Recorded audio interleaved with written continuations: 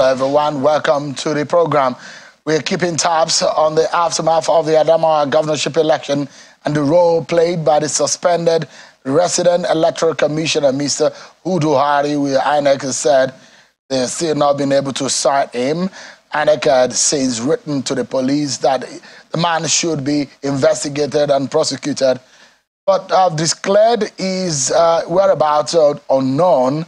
It will be important for relevant authorities not to allow this matter to die without appropriate and final action on the matter which threatens Nigeria's democracy. It's about 10 days now since that very unpopular action of the REC and 9 days since INEC has summoned him to the headquarters. But INEC says they're not able to cite the man. So we're keeping tabs on it and hoping that action will be duly served and justice will be duly served in that matter. There are a few issues that we'll be talking about tonight. One is the National Assembly politics and some of those who are now visiting Bola Tinubu since he returned to Nigeria. Some of those who are eyeing the office of the presiding officer in the National Assembly are already going to see the president-elect. We'll hear from them what this means, and of course, how APC will be able to sail through the waters, the murky and very intricate waters of the National Assembly politics. We'll touch on that. So also, we will be hearing Mrs. Binani, Aishatu Dairo Binani's standpoint and perspective in all of these Adamawa governorship election saga.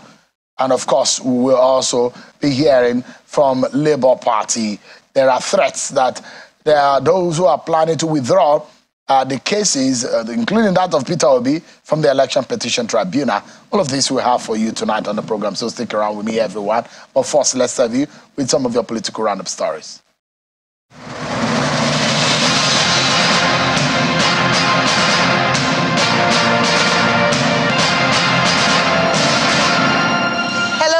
Good evening. I am Kayla Megwa, and these are your political roundup stories for today. Nigeria's First Lady, Mrs. Aisha Buhari, says the valuable contributions of partners in healthcare, education, empowerment of youth and women have made the journey of President Muhammadu Buhari's administration easy and smooth within the last 8 years. Mrs. Buhari was speaking at the State House in Abuja while hosting members of the diplomatic community and some women to commemorate the end of the 2023 Ramadan period in Abuja, where she appreciates development partners, wives of governors and service chiefs for their support on the success of her foundation. I would like to appreciate and thank all, more especially the wife of the Vice President, the wives of the executive governors, and all our friends and associates. The Economic and Financial Crimes Commission, EFCC, has arraigned the Speaker of the Ondo State House of Assembly, Right Honorable Bamidele Oleyelogun, before the State High Court in Akure over alleged fraud. The Speaker was also arraigned along with the lawmaker representing Akoko Southwest Constituency 1 at the Ondo State House of Assembly, Felemu Bankole, and a civil servant, Mr. Shegun Bankole. They all pleaded not guilty to allegations leveled against them. Counsel to the EFCC, Kingsley Kudus, who prayed the court to remand the defendants at the Olokuta Correctional Facility in Akure, argued that though they had pleaded not guilty, the defendants were still in the hands of the court while the trial continues. In his submission, counsel to the defendants, Mr. Femi Emodamori, asked the court to strike out the EFCC's prayer for remand, saying the administrative bail application on the defendants was still active. He explained further that the second defendant, Oloyelogun, is having a health challenge that needs urgent medical attention. In his ruling, trial judge Justice Adibuega Adibusoye granted the defendants administrative bail to the next hearing and adjourned the case till May the 18th, 2023 for proper hearing. The All Progressives Congress APC in Taraba State has expelled a governorship aspirant of the party in the just concluded 2023 general elections, David Sabo Kente, for alleged anti-party activities. The party has also suspended the senator-elect for Taraba South Senatorial District, David Jimkuta, for anti-party activities during the elections. Addressing a press conference in Jalingo, the state capital, the APC state chairman El Sudi Ibrahim insisted that he's still the chairman of the party. He asked that David Sabo Kente should stop parading himself as a member of the party and has recommended the senator-elect to the National Executive Committee office for expulsion. For avoidance of doubt, Chief David Sabo Kente stands expelled. And Plateau State Governor-elect, Mr. Caleb Muftwang, has inaugurated a 9-member handing over and swearing-in committee for the successful transition of power. This is coming barely 3 weeks after Governor Simon Lalong inaugurated a central planning committee to oversee the transition to the incoming government of the People's Democratic Party in the state. Speaking at the ceremony, which also marked the dissolution of the campaign council, the governor-elect notes that the victory of the party in the last governorship election is for good governance as well as the opportunity to correct the mistakes of the past administration. 3 serving lawmakers on the platform of the People's Democratic Party and the All Progressives Grand Alliance from Owerri Federal Constituency and their supporters, numbering about 2,000, have defected to the All Progressives Congress APC in Imo State.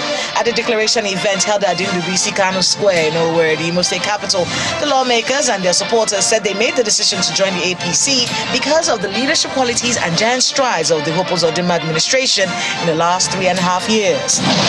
Another group of supporters under the aegis of Imo State Joint Parliament, comprising some serving and former lawmakers in Imo State, have also thrown their weight behind the candidature of the governor of Imo State, Mr. Hope Uzodinma, as he seeks a second tenure in office. Addressing newsmen in Owerri, the Imo State capital, the spokesman of the group, a former lawmaker representing Agota State constituency, Mr. Henry Ezediaro, said that the 3.5-year administration of Governor Hope Uzodinma has changed the course of development in Imo State. We make both to stay in all sincerity that the Hope Uzodinma have performed credibly more than expected. And those are your political roundup stories for today.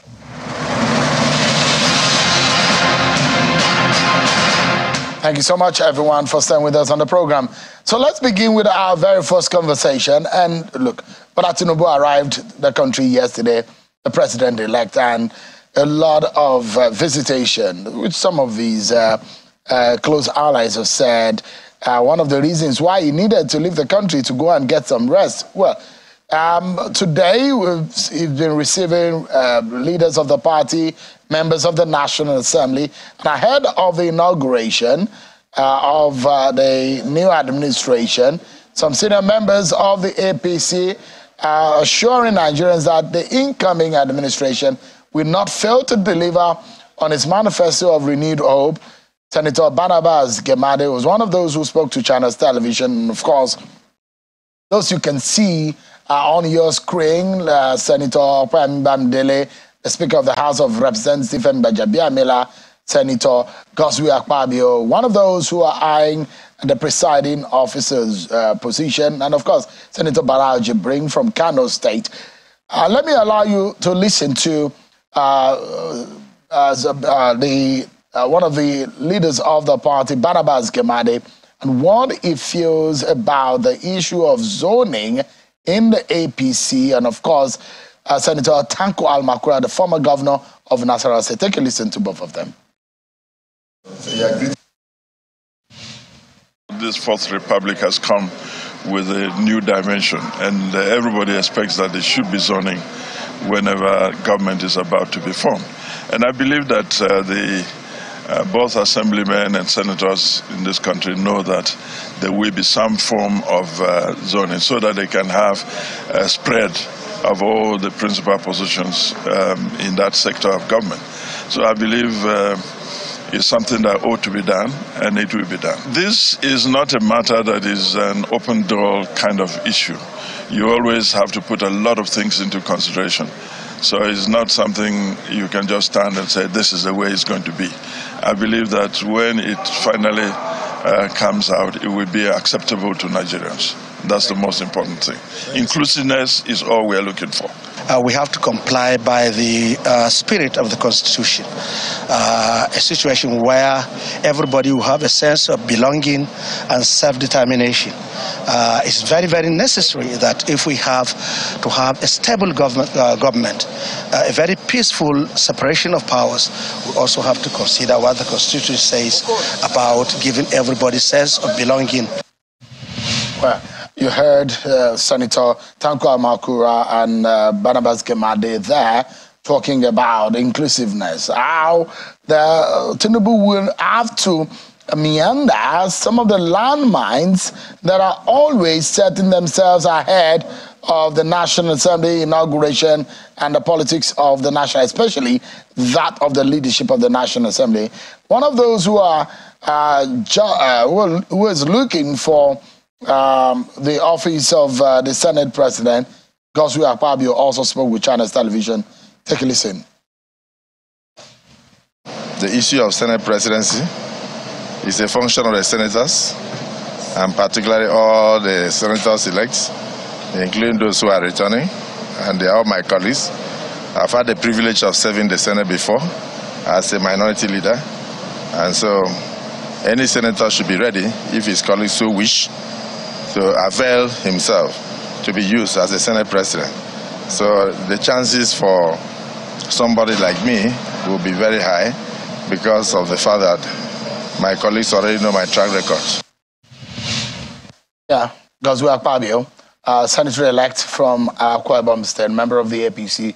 But it's been a beehive of activities. Those stalwarts of the APC have thronged the residents of the president-elect. We might be seeing those kind of visitation in the coming days. It's just less than 40 days before Bola Tinubu and Kashim Shettima will be inaugurated as president and vice president of Nigeria. Let's get a sense of what this means for the APC, for Nigeria, and in fact, all of those tendencies have been thrown up in those scenarios. I have joining me an APC lawmaker, Senator Ibrahim Oloriegbe, member of the APC from Kwara State. Thank you so much indeed for joining us tonight. Thank you. Thank you so much indeed. I mean, interestingly, today is World Malaria Day, and you are the Senate chair on health. If you see what is happening in Angola, for example, one would think that the situation and perhaps what is being done here is not enough in Nigeria in terms of vaccination and fighting and dealing with the scourge of malaria. What more can we do to really deal a decisive blow or make sure that malaria is not a factor that disturbing the health of an average Nigerian? Thank you very much. Yes, we still need to do more, but if we go by the what I call the slogan for this year's World Malaria Day, which is time to drive malaria to zero, invest, innovate, and implement. The first action point, investment, is what we need to do more in Nigeria.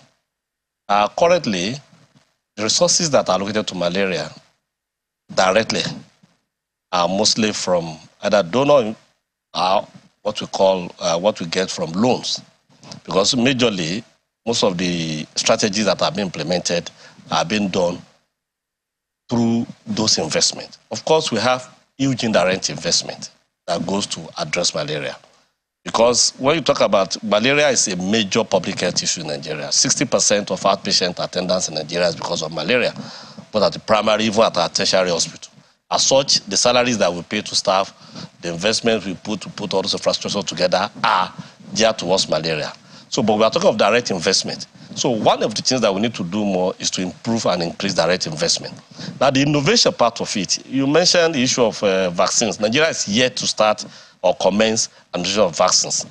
The first vaccines that was approved by WHO, the RTSS, Nigeria has placed an order of 1 million doses. That's very small because 1 million doses will treat 250,000 children only, because there are 4 doses per child. The vaccine is given at 5, 6, 7 months and 1 year of age. So, but there is light, at the end of the tunnel. The R21, which is a new vaccine, which recently, about 2 weeks ago or so, NAFDAC has approved it for use in the country, will be a game changer because Nigeria will be participating in the 4th stage of the trial of that vaccine. The first vaccines, Nigeria wasn't part of the country where the trial was conducted, but because of the WHO approval, we can use it. But the production of that first one is very minimal worldwide. So the production line is very minimal. That's why it's only 1 million. For our population, that's very, very small, because our total population in Nigeria is 200 million. If you look at the percentage of under 250,000 doses is just sitting on that. But without 21, we are going to get more innovation. Now, the third aspect of the malaria, this year's this is about implementation. I think Nigeria is doing more. And if you look at it, so far, if you look at the WHO report, we are not regressing. We are progressing as far as conquering malaria is concerned. The last report indicated that we have less number of deaths compared to what we used to have before, and we have less prevalence. It may be small, it's about 22%, but if you look at WHO report, the total number of cases that were averted and total number of deaths averted is quite significant. So we are making that progress. And then with the coming in of the new multilateral credit that we have from World Bank, the Islamic Development Bank, and the African Development Bank, about $364 million, which was approved by the National Assembly last year, which the implementation has started now, that will enable the various strategies to be expanded from 24 states to all the 36 states of the country. With that, I think in the nearest future, by 2025, when the current strategy which we have will expire, we'll be able to have moved on and move well. So the thing that will be critical is for us to invest more. It's for us to take the innovation in terms of the new vaccines, because we are yet to start it, and then to implement those strategies intensively across the country. I mean, malaria might sound very, because everybody in Nigeria suffers from malaria, and it sounds so common and commonplace.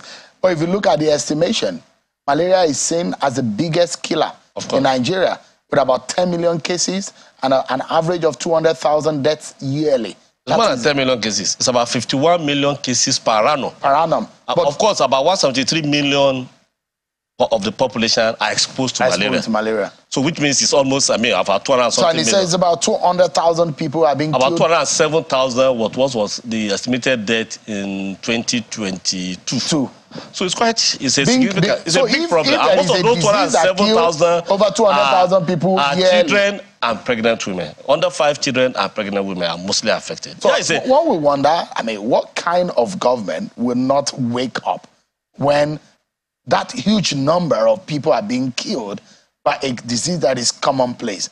And I'm wondering, the number of money that you said is being plowed in dealing with malaria, it's not so much. We're getting 1 million doses of the vaccine.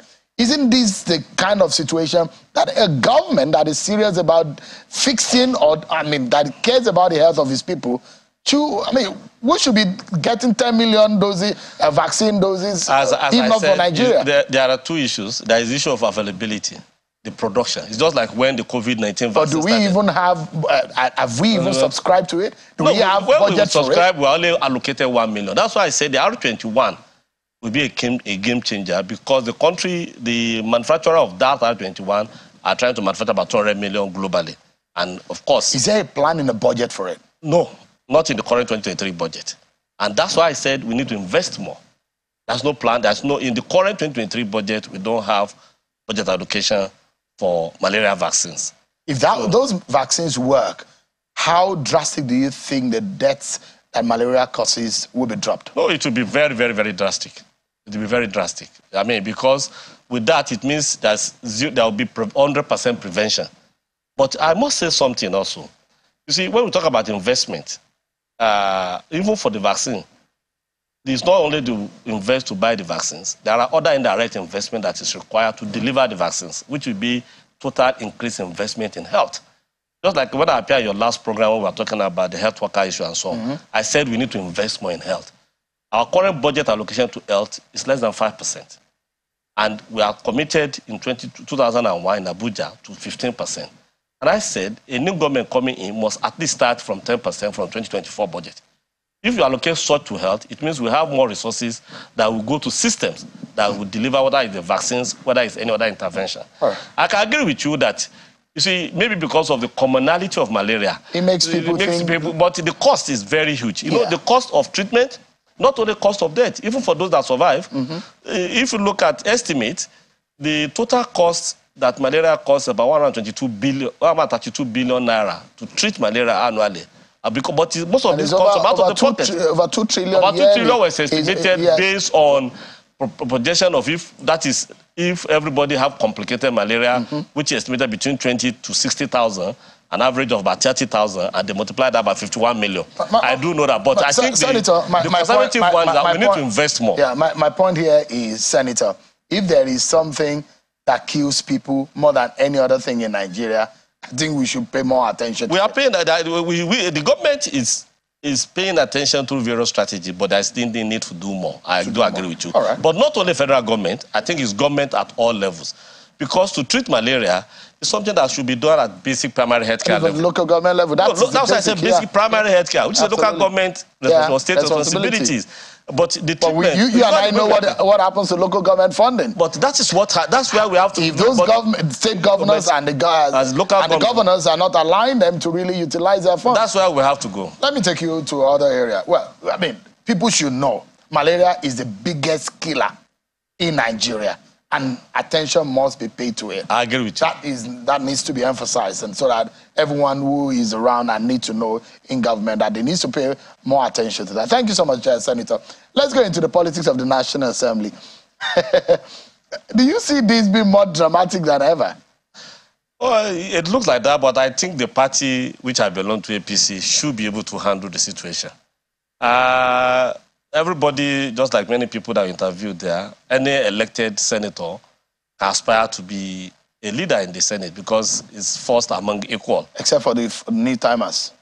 Oh, except for the new-timer, thank you. Yeah, except because the rules, any ranking senator, let me be correct, because the rules, our current rule, the 2022 rules amended. 2015 was the one we came in which we have amended it. Even 2015 and 2022, ranking is very critical and important. And I heard from people saying there will be an amendment. No. Ranking is an international universally accepted. And it can only be from the majority party. Well, that is not in the rule. In your Senate rule? And is it in the House of Reps rule? I don't know about that. I've not gone through the House rule, I must admit. But Senate rule, what it says is that it's about ranking and it's about you being nominated. It means you cannot be nominated if you are not ranked. So our ranking is number of times in Senate, not even, the ranking is classified into two. First is number of times you have been in the Senate, then the House of Rep membership comes in later. Or House of Assembly? The House of Assembly is not written in our rule. It's only considered in convention. Those who feel very bad because there are some of those who have been speakers in their houses of assembly and now probably in the House of Reps or Senate, they're still being seen as lawmakers. You know, they are seen, but like when I got to the Senate also, I had assembly ranking. I did raise this one. I was told that, well, this is what is in the rule. But it was considered in two things for me. It was considered in terms of my being given a chairman of the Council of Committee that I had. And it was even considered in terms of the allocation of office, where my office now stays, because allocation of everything... What about your seat? No, well, the seat was based on alphabetical order of all the first-time senators. So my seat was in... The ranking was used for the initial first, second, third, three. To all the other senators, once you're a first-timer, alphabet is used to be able to put the seats. Seniority matters. Oh, of course. It's a very important thing in the National Assembly. So, today I was reading where someone like Femi Fani-Kayode was making reference to the pairing of Ojuzo Kalu and Senator Sani Musa. There are all those now who are also pairing Goswi Akpabio and Senator Jibrin from Kano State. They are Deputy Senate President. All of this pairing, it does look like the party is also fragmented. There are those interests. And you can see Goswi Akpabio and Senator Jibrin were with Bola Tinubu. In this whole handling, because this is also first and foremost the prerogative of the APC. APC stepped in 2015. But you know what happened with your friend, Senator Bukola Saraki, and what happened again in 2019. The party doesn't look like it learned from what happened in 2015. But what do you think is the best way to handle this? I think the party learned less in 2019. I was part of the 2019 process, and we had the meetings of the party. And you can see that it went in the direction of where the party wanted it to go in 2019. So the 2015 was a lesson learned by the party. I know, the party came in very, very late. And that was why what happened. In 2019, the party came in early, and the party caucus met, and the party, even not only for the Senate President, leader, for the Deputy Senate President, I was aware of what went in the party, where the party had to ask some ranking senator to say, okay, please, can you step down, allow this to go like this because of the zoning in the party. So, as a member of the party, and a critical member for that matter, I think the party will step in and come into the situation to come up with appropriate zone. And as you can see, many people that are speaking, everybody is waiting for that. So, but of course, you have to first of all show your aspiration. And outside the Senate President, Deputy Senate President, there are other positions also, which will come into consideration based on your aspirations and other interests that will be given. I mean, that will be considered. But, I mean, there are those who say baggages on one hand for some of those who are aspiring, those who say, okay, the politics is not favorable. But, so you look at zoning on one hand. You look at those who gave the party, because there are those who are in your party who are saying, look, first and foremost, put aside zoning. Let's look at those who gave the party votes into this election, and you analyze it. APC won in 12 states.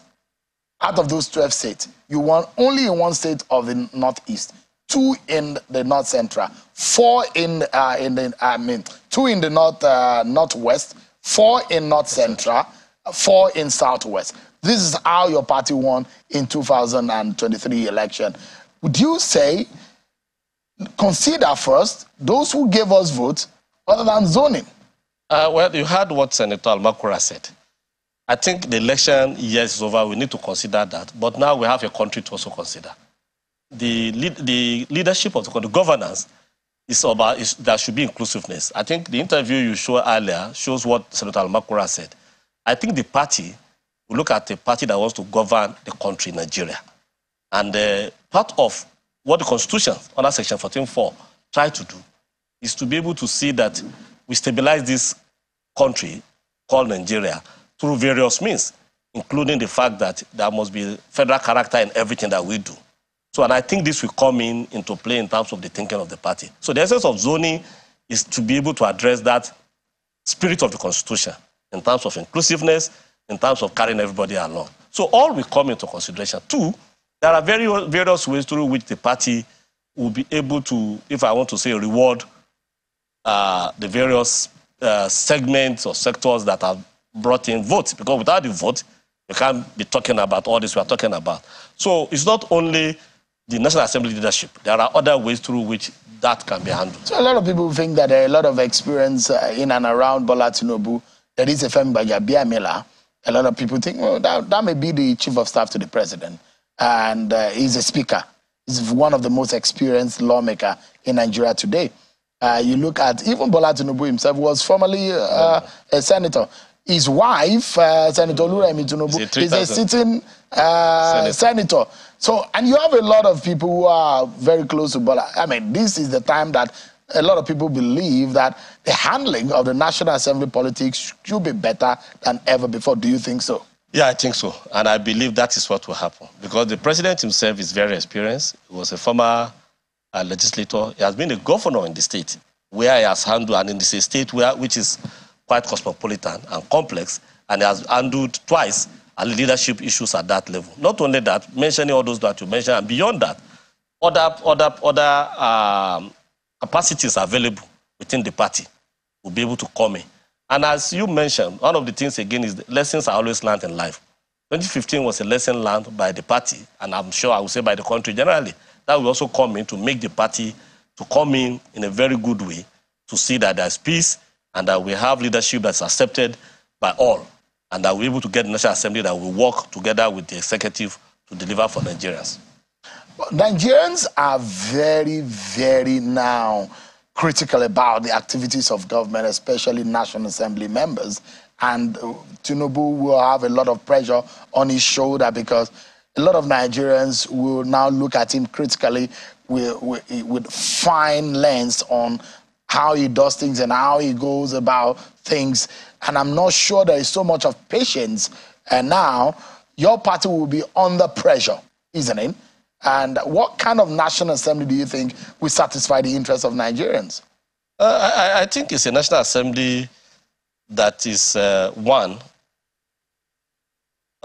ready and willing to be able to analyze policy issues and come up with objective suggestions to the executive. But 2, in doing that, it's not to be antagonistic, but to be cooperative and complementing.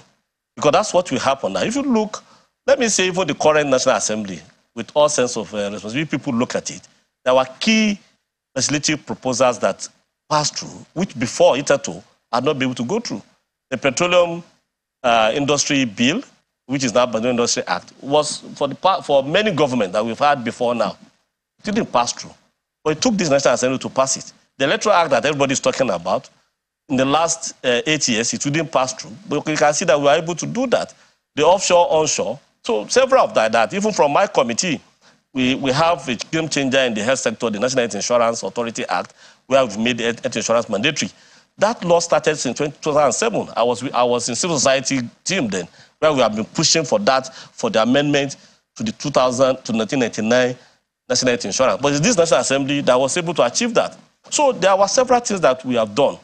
But it's because we have to look at what is happening currently vis-a-vis the global issues, the issue of COVID, the economic meltdown that happened globally, and then the issue of security in the Sahel that is coming in.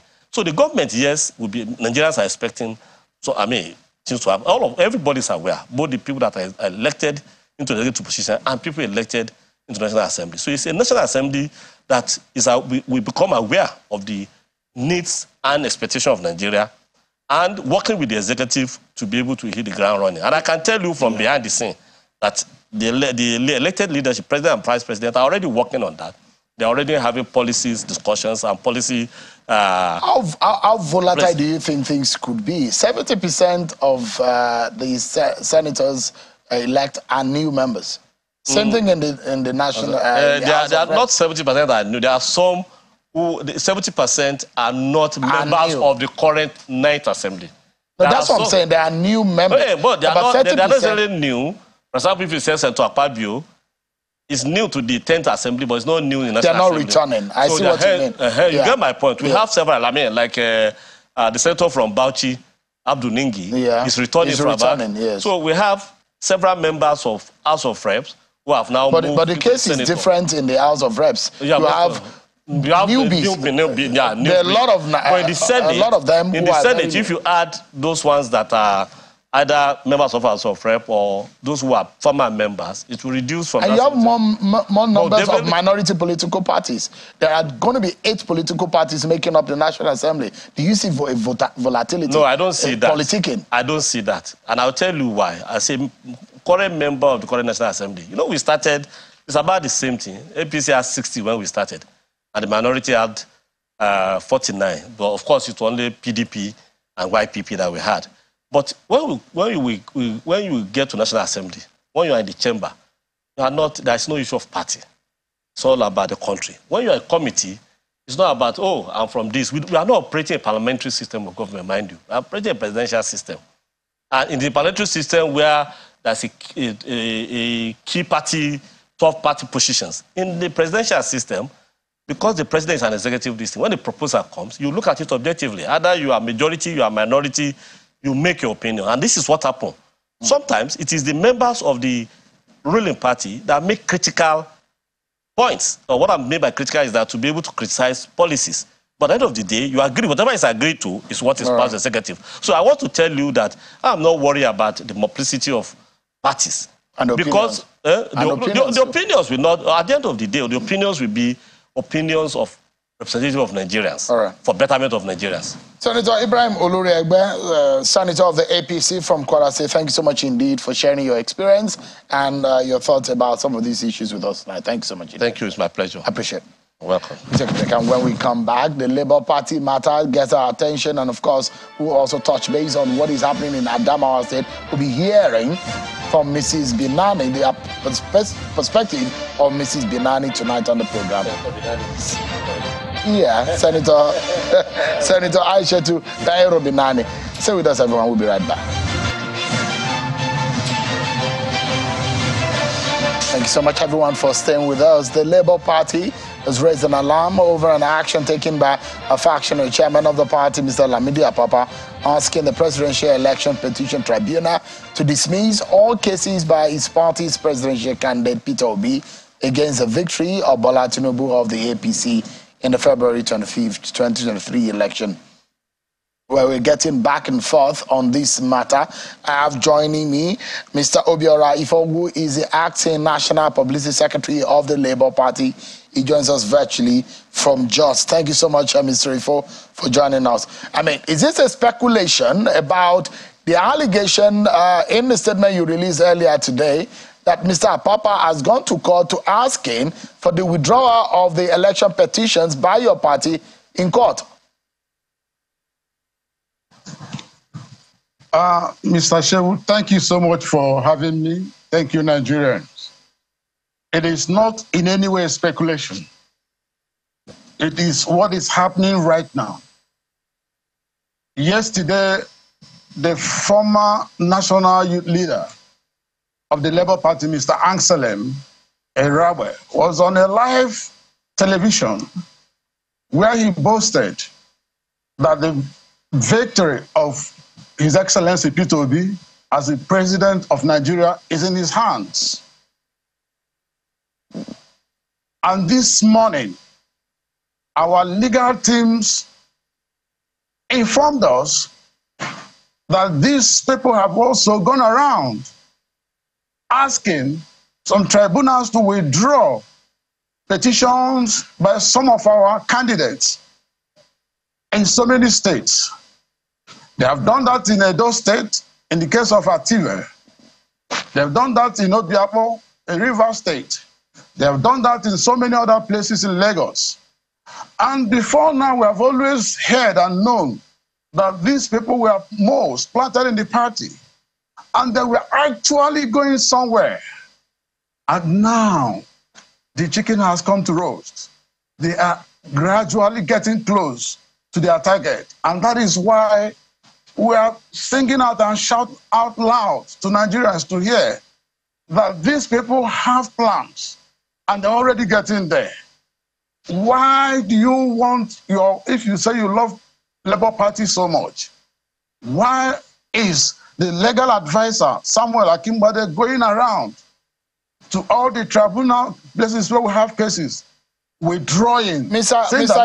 Ifo, there is a statement this evening by Abayomi Arabambi, and this, let me quote part of it to you. He says, we challenge him to at least produce a copy of the letter of engagement signed by the acting national chairman and acting national secretary to the lawyer that filed the suit, and also a copy of the process filed to discontinue the petition that our presidential candidate filed before the tribunal. End of quote. That other side, Mr. Apapa side, said this is a lie and that they do not, they do not have any of those intentions and they have not taken any of such action. Do you have evidence to this effect? What I'm telling you is from our team of lawyers. They have gone to some of the tribunals and they were shown documents to say that Labour Party has discontinued some of the cases. We are not here joking. We are telling the nation, the world, the truth. These people are desperate. They are doing everything to achieve their targets. And that is why we are crying out loud so that Nigerians will know that there is danger ahead. The Apapa side of the divide, Mr. Ifo, has described Mr. Abure and yourself and your other colleagues as illegal, that you do not have a strong standing as far as the law is concerned to be officials of the party. But as it stands right now, what are your next line of action? If this is happening and you think that is threatening the stance of your party in court based on the petitions filed? No, not at all. It has no way to threaten our position in court. But let me explain something.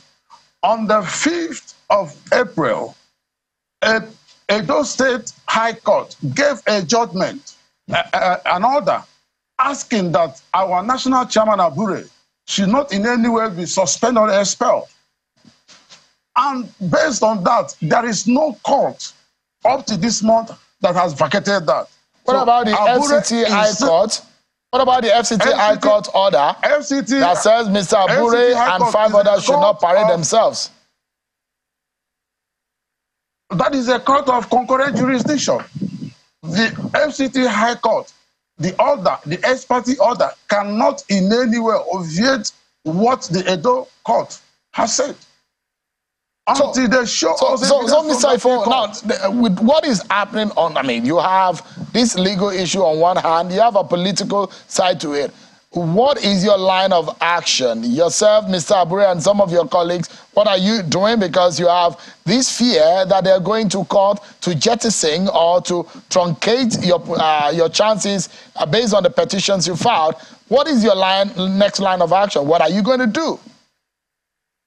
we are going ahead. The petition filed by our principal, the leader of the party, His Excellency Peter Obi, is for the court to determine whether INEC was right in what they did. And it is just there, and it is happening. It is already taking care of itself. And the date has been given. We have all given our submissions. And the court is going ahead to give rulings or judgment on that. So we do not even bother by what these people are doing. The issue is that the neck of the party met on the 18th and suspended so many of them, 6 of them, and the so-called Arab was expelled. NEC is a higher authority than the NWC. And as I'm talking to you now, these men are under suspension. And the only one that we know that is the national chairman is Abure, known by the law, known by INEC, and every party all around.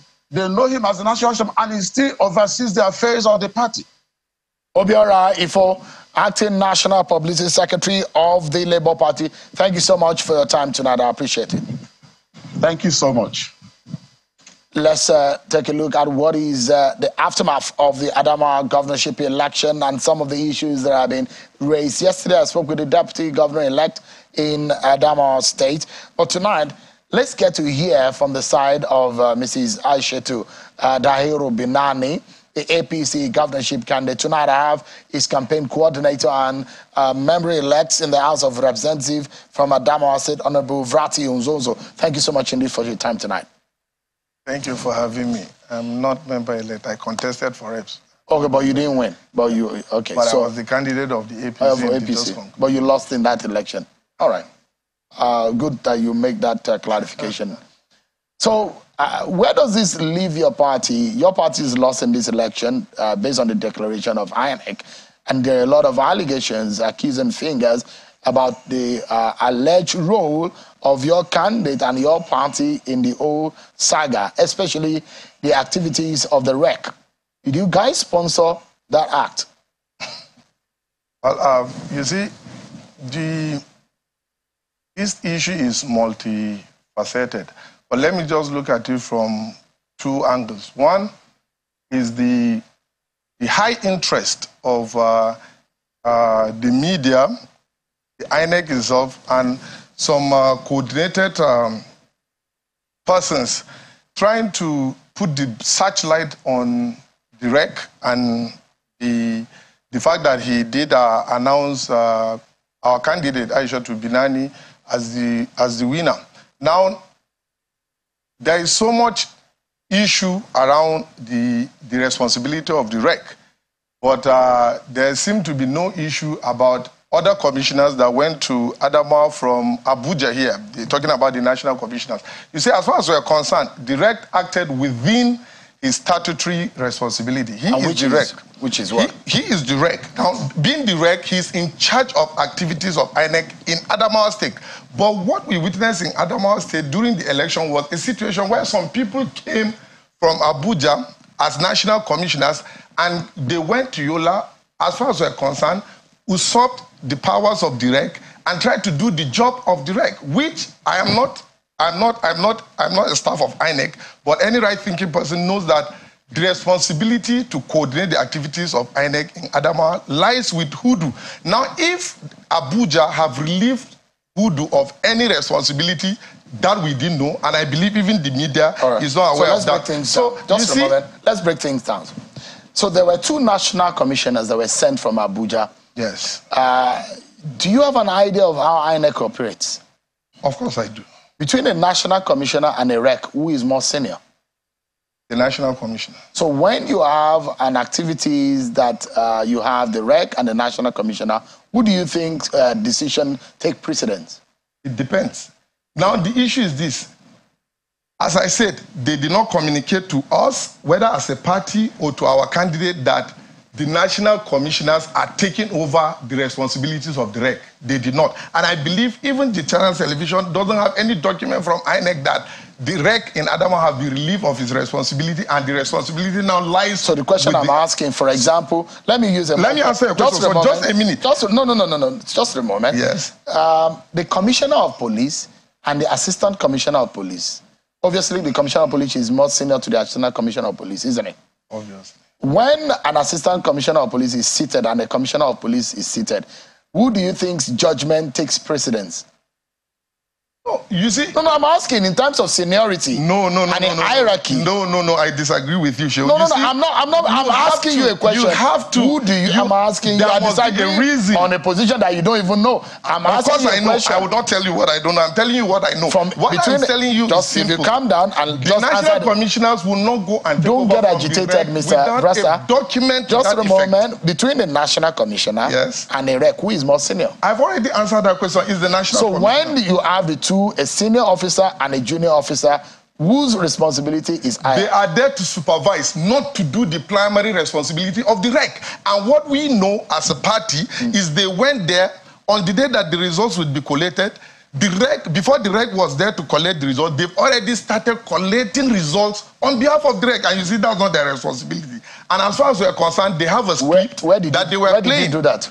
They were there and they started collecting results before the REC even went there, and that was when the REC now went and now suspended collecting the result till the next day. Now you see a lot of things happen there, and I am surprised that even the media is not talking about the activities of the national commissioners in Adamawa, why they were attacked, how did the people that attacked them know their hotel and know the rooms they were lodging in a hotel of over 200 rooms, and they went there straight. As far as we are concerned, there is a conspiracy between those national commissioners and the Adamawa state government, and that was why the Adamawa state government and her agents went to where they were staying, got a hold of them, and bullied them. And we know for a fact, there were videos to that effect. We saw high government officials of Adamawa state government and security agents that work with the state government attacking those guys because, as far as we are concerned, they went there to retrieve their own end. They went there to retrieve whatever they might have given them to do their own side of the bidding.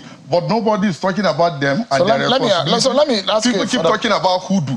All right. Even the Festus Okoye of the INEC, we even expected him to show concern, to show empathy about the fact that their staff were maltreated, but nobody is talking about that. Just a moment. Let's take it one after the other. So the action of Mr. Hoodoo in announcing Mrs. Binani, is it right? As far as I'm concerned, it's okay. If Mr. Hoodoo will announce the election as inconclusive, why wouldn't he announce the winner of the election? When he announced the first election as inconclusive, nobody said anything. Mr. Festus Okoye was on national television to condemn it.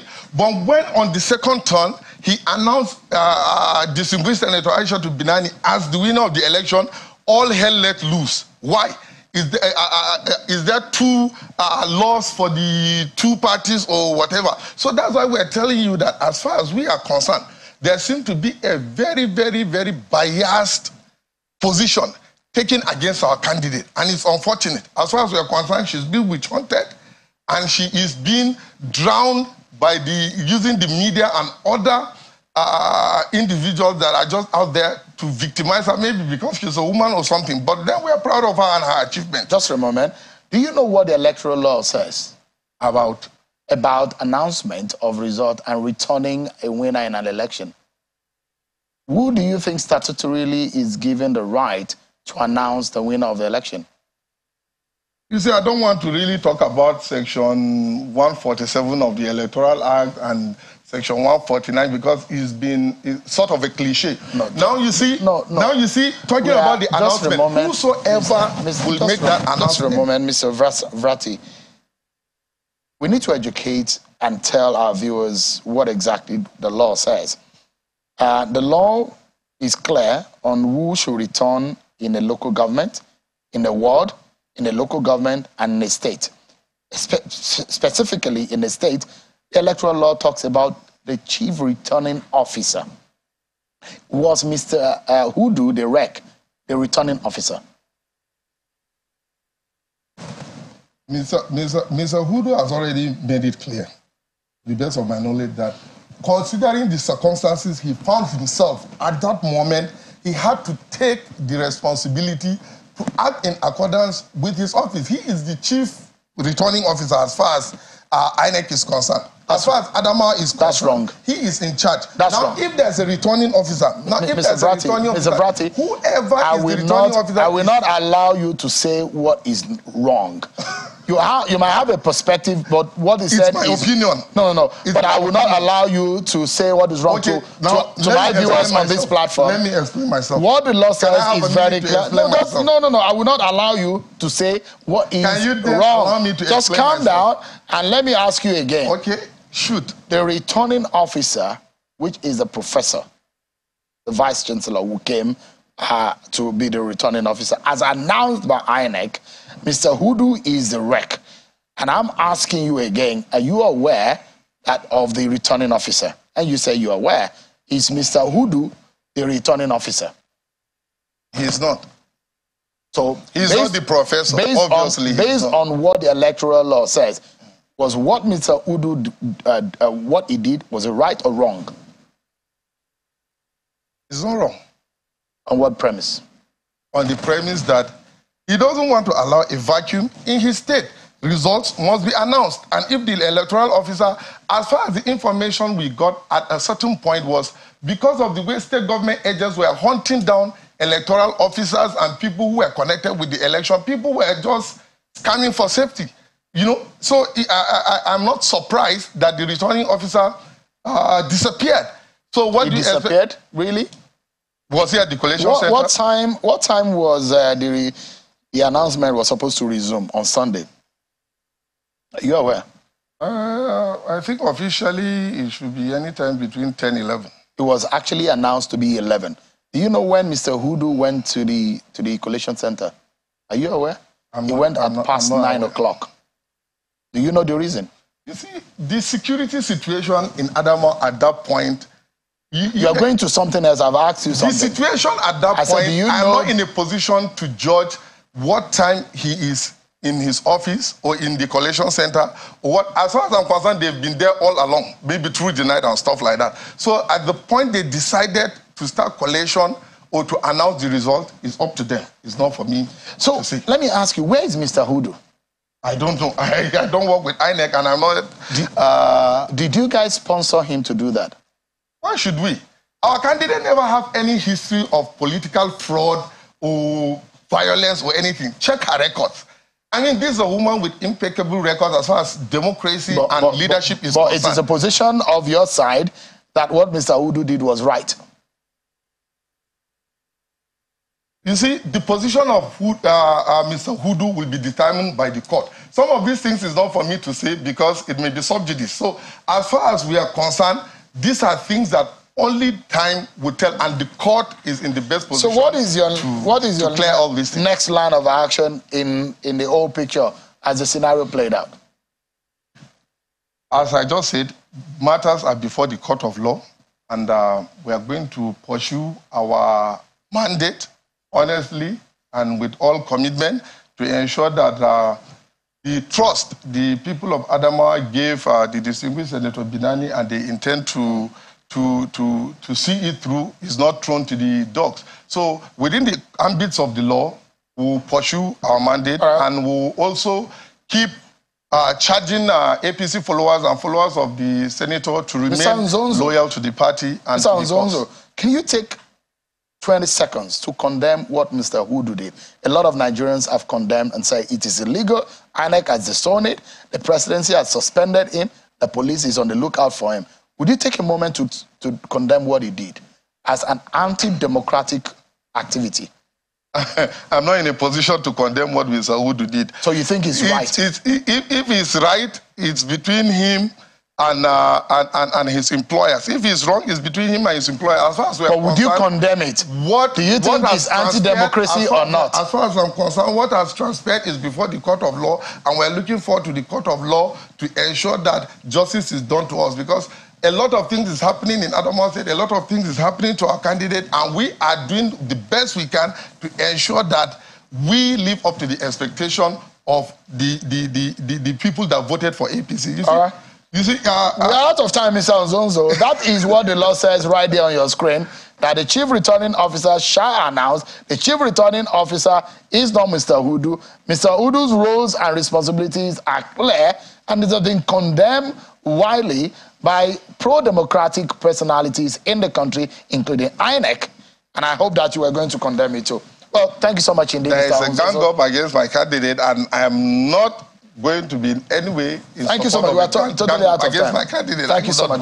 Rati Nzonzo is a campaign coordinator for Mrs. Aishatu Iru Benani. Thank you so much indeed for your time tonight. So that's our show for tonight, everyone. And thanks for watching. I'm sure. Bye-bye.